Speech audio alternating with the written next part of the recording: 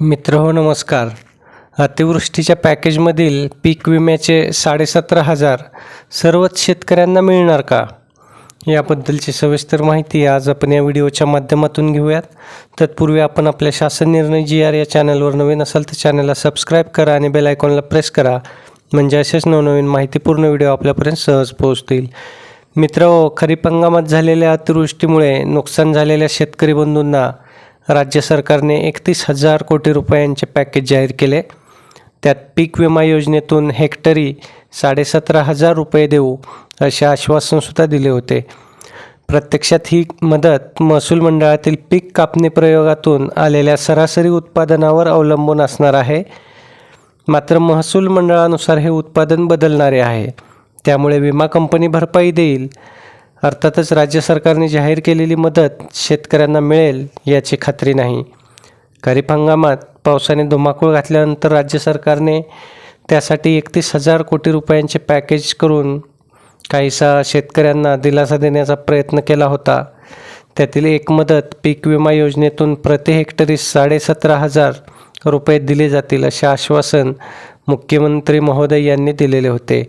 मात्र ही मदत देताना महसूल मंडळनिहाय 12 ठिकाणी घेण्यात आलेल्या पीक कापणी प्रयोगाच्या उत्पादनाच्या सरासरीवर अवलंबून असणार आहे.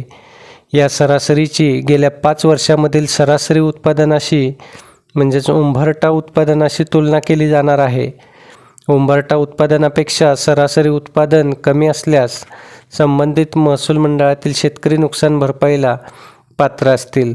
उदाहरणार्थ, सरासरी उत्पादन उंबरठा उत्पादनाच्या 10% कमी असल्यास विमा संरक्षित रकमेच्या 10%च भरपाई शेतकऱ्यांना मिळेल.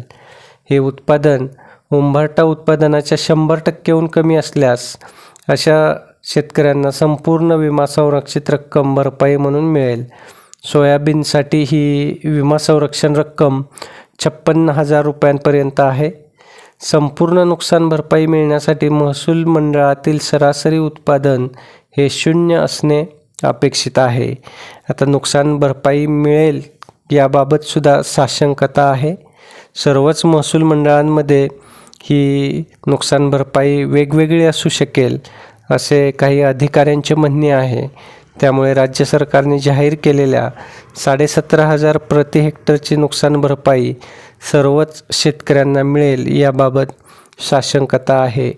मित्रो, जास्तीत जास्त शेतकरी बंधूंपर्यंत हा व्हिडिओ पोहोचवा, कारण बरेचसे शेतकरी या 31,000 कोटी पॅकेजच्या घोषणेनंतर आपल्यालासुद्धा चांगली भरघोस मदत मिळेल यासाठी टक लावून बसलेले आहेत. परंतु वस्तुस्थिती काय आहे ते हा व्हिडिओ बघितल्यानंतर त्यांच्यासुद्धा लक्षात येईल. धन्यवाद.